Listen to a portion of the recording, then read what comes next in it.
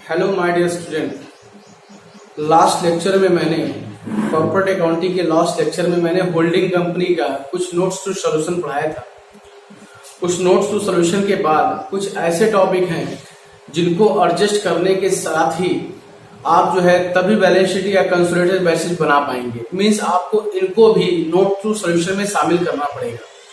वो 7-8 टॉपिक क्या है वो मैं आपको ओरली यहाँ समझा देता हूँ, उसको आप एडजस्ट करेंगे और जो भी बुक्स आपके पास अवेलेबल हैं उनके माध्यम से क्वेश्चन सॉल्व करने का प्रयास करेंगे। तो आप देखें, आज का जो टॉपिक है एडजस्टमेंट इन होल्डिंग कंपनी है। मतलब होल्डिंग कंपनी में कौन कौन से एडजस्टमेंट होंगे उसको देखेंगे। पहला है रिवैल्यूएशन ऑफ एसेट्स या profit and loss of revaluation of assets. जब कोई कंपनी किसी दूसरी कंपनी को होल्ड करती है तो उसकी एसेट्स को रिवैल्यूएट करती है। तो उसकी एसेट्स को रिवैल्यूएट करने में कभी कभी उसकी वैल्यूएशन ज्यादा होती है और कभी उसकी वैल्यूएशन कम होती है। बस एक बात का ध्यान रखेंगे, अगर उसकी रिवैल्यूएशन में एसेट्स में प्रॉफिट हो रहा है या लॉस हो रहा है तो उसको कहां एडजस्ट करेंगे, बस इतना जानना है। तो आप क्या करना, आप जो है एक टॉपिक मैंने कल बताया था कैपिटल प्रॉफिट। कैपिटल जो प्रॉफिट है वो आपको होल्डिंग कंपनी की पहले वाली प्रॉफिट को बोलते हैं। जब होल्ड कंपनी करते हैं उसके पहले वाली प्रॉफिट। तो आपको profit and loss on revaluation of assets को कैपिटल प्रॉफिट में प्लस या माइनस करना होगा। मींस प्रॉफिट होगा तो प्लस और लॉस होगा तो माइनस, और जो वैल्यू बढ़ी होगी वो वैल्यू उस एसेट्स में भी प्लस माइनस करनी होगी जिस एसेट्स का वैल्यूएशन हुआ है। मीन्स दो जगह ट्रीट होगा। फिर से समझे, अगर आप जो है किसी एसेट्स में प्रॉफिट कमा रहे हैं तो कैपिटल प्रॉफिट भी प्लस होगी उतने अमाउंट से जो प्रॉफिट है, और वो एसेट्स भी प्लस होगी जिसका वैल्यूएशन हो रहा है। और अगर लॉस हो रहा है तो कैपिटल प्रॉफिट भी आपका लॉस में जाएगा। और ध्यान रखना है कि अगर मान लीजिए कि उस एसेट्स की वैल्यूएशन कम हो रही है तो वहां जाके एसेट्स में भी कम कर देंगे। ये ध्यान रखना है रिवैल्यूएशन में। Under valuation over valuation just opposite है। अंडर वैल्यूएशन ओवर वैल्यूएशन का जो कॉन्सेप्ट है वो है रेवेन्यू प्रॉफिट में। किसमें? रेवेन्यू प्रॉफिट में। ध्यान देंगे, अगर अंडर वैल्यूएशन और ओवर वैल्यूएशन है तो जस्ट अपोजिट चलेंगे। अगर कोई चीज अंडर किया गया है तो उसको प्लस कर लीजिए, अगर कोई चीज ओवर किया गया है तो उसको माइनस करिए। जो उल्टा करिए। कहां करेंगे? जितनी वैल्यू अंडर वैल्यूएट या जितनी वैल्यू ओवर वैल्यूएट है बस उतनी वैल्यू रेवेन्यू प्रॉफिट में अपोजिट ढंग से आप प्लस और माइनस करोगे। जैसे अगर आपने कोई चीज ओवर किया तो यहां माइनस करने की जरूरत है, अगर कोई चीज अंडर किया तो यहां प्लस करने की जरूरत है, और साथ ही उस एसेट्स में भी जाके आपको प्लस माइनस करने की जरूरत है जिस एसेट्स का ओवर वैल्यूएशन और अंडर वैल्यूएशन किया गया है। अगला है percentage of depreciation on readjustment या एडजस्टेड।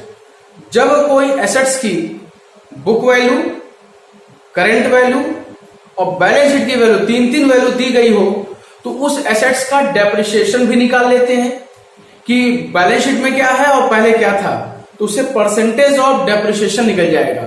और उसके डेप्रिसिएशन को नए वाले एसेट्स पे जो रिवैल्यूएशन कर गया उसकी एसेट्स पे डेप्रिसिएशन को लगाओगे। अगर वो डेप्रिसिएशन ज्यादा दिखाई देता है तो उसको आप वापस लोगे, अगर वो डेप्रिसिएशन कम दिखाई देता है तो उसको और लेस करोगे। कहां करोगे? रेवेन्यू प्रॉफिट में। आप बुक्स में देखेंगे तो वहां आपको मिलेगा। अगला है इंटरनल ट्रांजैक्शन। जब कोई कंपनी एक कंपनी को टेक ओवर करती है तो उसके कुछ आपसी ट्रांजैक्शन भी होते हैं, म्यूचुअल ट्रांजैक्शन भी होते हैं। ऐसे ट्रांजैक्शन में वो ट्रांजैक्शन समाप्त कर दिए जाते हैं। जैसे आप मेरे डेटर हो तो मैं आपका क्रेडिटर बनूंगा, तो आपको डेटर कम कर लेना चाहिए और मुझे क्रेडिटर कम करना चाहिए। कहने मतलब ये है, अगर आप मेरे डेटर हो तो मैं डेटर कम करूंगा, तो मैं आपको क्रेडिटर हूं तो आप मेरा क्रेडिटर कम करें। मतलब दोनों डेटर का रिलेशन किससे होगा? क्रेडिटर से, सेम अमाउंट से। अगर बिल जिससे होगा तो बीपी भी कम होगा। आपने बीआर कम किया तो मैं बीपी कम करूंगा, मैं बीपी कम कर रहा हूं तो आप बीआर कम करिए, सेम अमाउंट से। लोन टू लोन फ्रॉम, आपने लोन दिया मैंने लोन लिया तो मैं लोन कम करूंगा आप भी लोन कम करो। मतलब ये ध्यान देना है कि अगर म्यूचुअल ट्रांजैक्शन कुछ हुए हैं तो उन रकम को कम कर दिया जाए, लेस कर दिया जाए।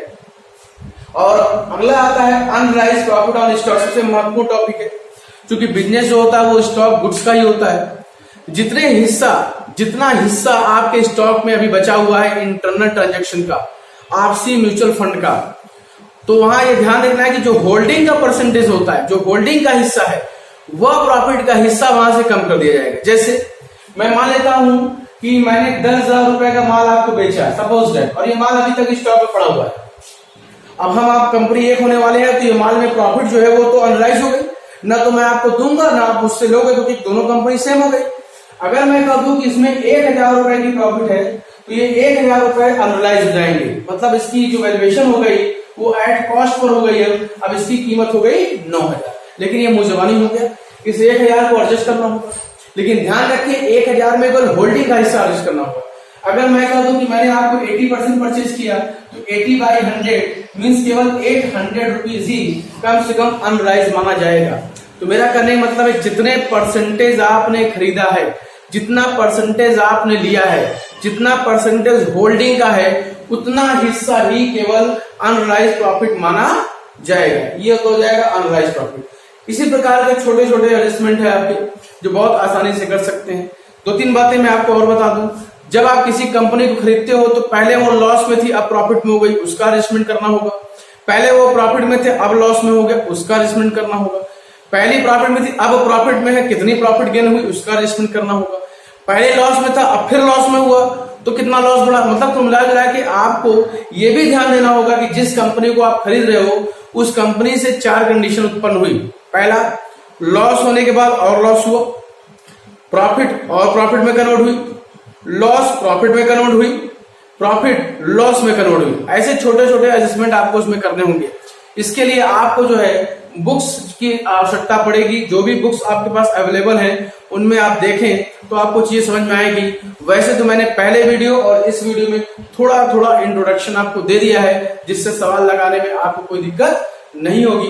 उम्मीद है आपको वीडियो पसंद आया होगा। आज के लिए इतना ही। Thank you.